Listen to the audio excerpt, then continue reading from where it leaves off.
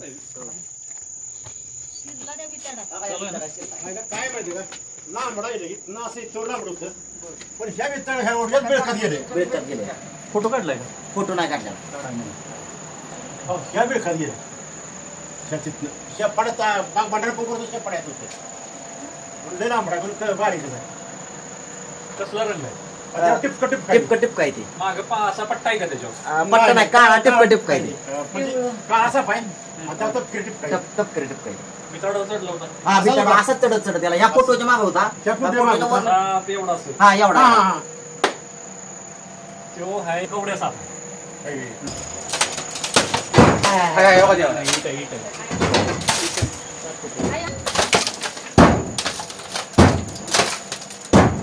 दिसतोय का? नाही दिसलेला ना अजून आतमध्ये गेला दिसतोय आतमध्ये गेला तो तुमच्या घरात आहे वटवाघूळ म्हणजे वटवाघूळ तिथे गेले काय? हा मित्रांनो आपण आंबकमध्ये आलो. इथे एक वटवाघूळ इथं लपलेला आहे. घराच्या बाहेरून जागा आहे. कदाचित त्याच्या वासाने हा साप इथं आलेला आहे. म्हणून जातीचा साप आहे. भारी गेला काय मग? एकदम बारीक जागा राहिली. ती बॅटरी भिवू नका बिनविषारी साप आहे. काय इथं कुठं शिकला खाली आलेला नाही ना? खाली नाही तिकडे नाही खाली आलेला मी लगेच पळत तिकडे आलो. खाली वर वर भिताडाकडे म्हणजे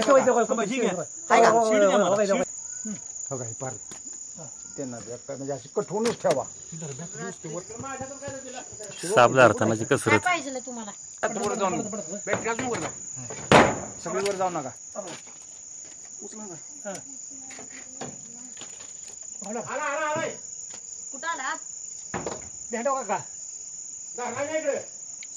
तुम्ही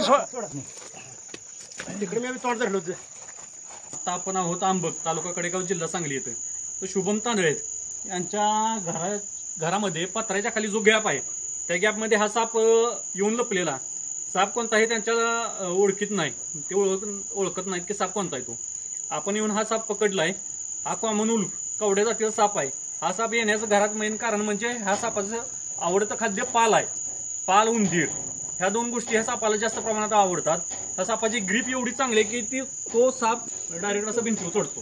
आताची घटना काय झाली आहे त्या ठिकाणी आहे एक वटवाघूळचं छोटं पिल्लू. कदाचित त्याच्या वासाने हा साप तिथं आला असेल. ते वटवाघूळ तिथं लपलेलं आहे अजून. त्या वटवाघळ्याची शिकार काय ह्या सापाला करता आलेलं नाही. त्या सापाला आपण सुरक्षित पकडलाय. बिनविषारी जातीचा साप आहे. आपल्या मानवीच्या वस्तीच्या अवतीभोवती जास्त प्रमाणात हे साप आढळून येतात. त्यामुळे हे साप ओळखा. कवड्या आणि मण्यार हे साप दोन्ही दिसतात. ह्याच्या अंगावरती सिंगल पांढरा लांबडा किती मण्यारवर डबल लाईन असते. काय होत नाही चावलं तरी दवाखान्यात जाऊन एक टीटीचं इंजेक्शन घ्यायचं. काय सुद्धा होत नाही. फक्त जखम स्वच्छ ठेवायची. पिल्लू असलं मेलं काळ सेम असं होतं बारक होत मागल्या 2 दिवसात. तो साप हे एवढं म्हणजे ह्याच्यापेक्षा लय मोठं होत नाही. एवढीच साईज आहे का? मित्रांनो आंबकमध्ये जो कवड्या साप पकडलाय त्याला इथं आणून आपण रिलीज केलाय. बिनविषारी जातीचा साप आहे.